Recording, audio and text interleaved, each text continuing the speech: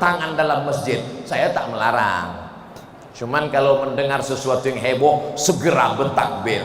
Nampak kawan mengantuk sebelah, Allahu Akbar. Nampak lagi mengantuk sebelah kiri, Allahu Akbar. Sesudah itu setan yang berdua ini pindah pula ke dia. Baru dibalas orang itu berdua, Allahu Akbar. Saudara yang dimuliakan Allah Subhanahu wa taala, naiklah Nabi ke atas mimbar.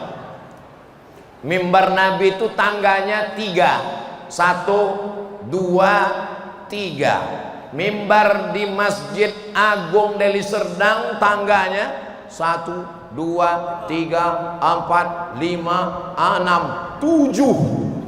Jadi kalau ada orang mengatakan asal tidak dibuat Nabi berarti bid'ah, sesat masuk neraka, berarti bid'ah lain. Sesat masuk neraka. Itu makanya kaedah itu tidak bisa dipakai, guys. Ya, tidak bisa dipakai kaedah. Kalau tidak ada zaman Nabi bid'ah, muka kau pun bid'ah. Mana ada muka kau tuh zaman Nabi? Bid'ah itu artinya tidak ada dalilnya dalam Quran, tidak ada dalilnya dalam hadis, tidak ada dalilnya dalam ijma', tidak ada dalilnya dalam qiyas, tidak ada fatwa ulama. Itu baru bid'ah. Jadi apalah dalilnya mimbar ini dibuat sampai 7? Supaya orang lebih tinggi, supaya orang lebih nampak. Itulah maka kami suruh tadi Ustadz naik ke atas, biar nampak kami.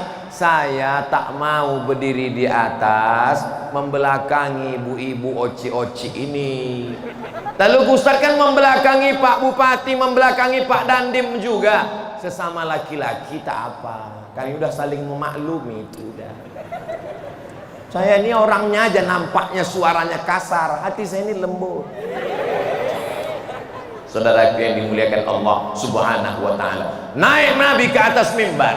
Hari Rabu dia naik, Kamis, Jumat, Sabtu, Ahad, Senin. Hari Senin dia meninggal. 5 hari sebelum meninggal naik dia ke atas mimbar. Dikumpulkannya sahabatnya. Apa kata dia? Man kuntu jalattu lahu zahran. Siapa yang pundaknya pernah ku cambuk, aku ambil cambuk untuk mencambuk kuda. Tiba-tiba ujung cambuk kena ke pundaknya. Dia malu membalas, tapi dia segan. Hari ini kutunjukkan, hadza zahri, ini pundakku, silakan balas. Siapa di antara kalian yang mau membalas, silakan balas. Semua sahabat Nabi tertunduk. Dulu kalau Nabi menyampaikan suatu peristiwa yang sedih, sahabat Nabi tertunduk. Saya pun sekarang kalau sedang khutbah di atas mimbar hari Jumat, jamaah itu pun banyak yang tertunduk sampai berair-air. Apa kata Nabi yang kedua?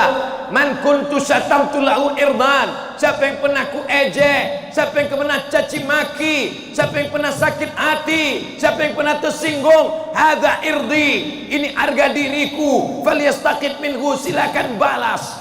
Tak ada satupun sahabat Nabi yang minta balas.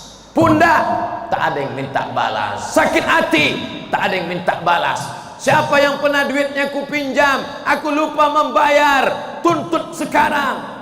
Tegak seorang sahabat. Apa kata dia? Innalaka alayya salasa darahim. Kau punya utang 3 dirham ya Rasulullah. Itu membuktikan pundak bisa dimaafkan, hati bisa dimaafkan, tapi duit berat, besti. Duit ini payah memaafkannya. Makanya jangan sampai punya hutang. Ustaz Somad ini ngomong aja nggak punya utang. Jangan-jangan utang dia banyak. Saya tidak punya hutang. Bagi saya lebih baik saya hidup susah daripada punya hutang. Saya dari dulu, dari sekolah dulu, saya hindari.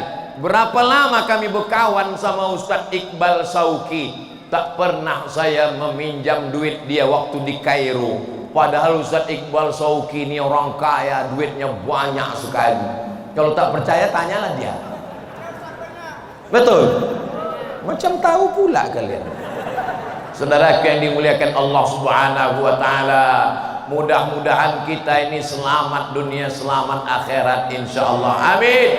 Ada orang yang mati syahid, lalu dikatakan, selamat hai mati syahid, kau masuk surga wahai orang mati syahid, kau masuk surga. Apa kata Nabi? Belum tentu masuk surga.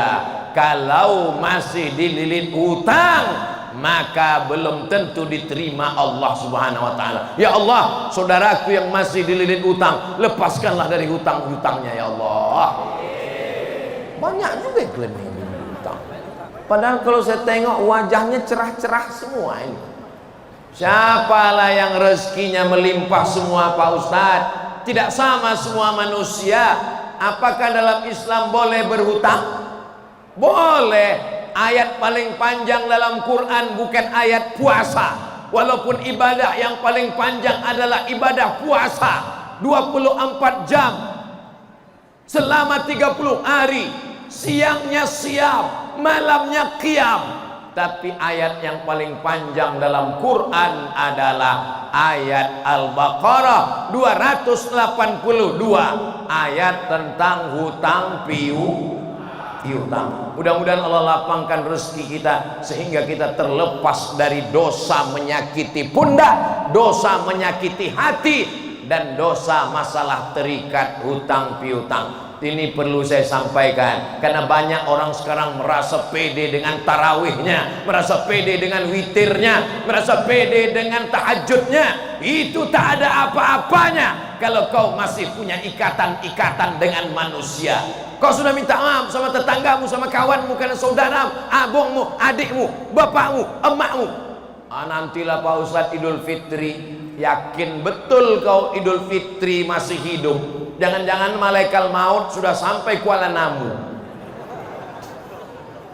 Salatullah, salamullah ala Taha Rasulillah. Salatullah, salamullah ala Yasin Habibillah. Tawassalna bismillah wa bil hadi Rasulillah wa kulli mujahidin lillah bi ahlil badri ya Allah.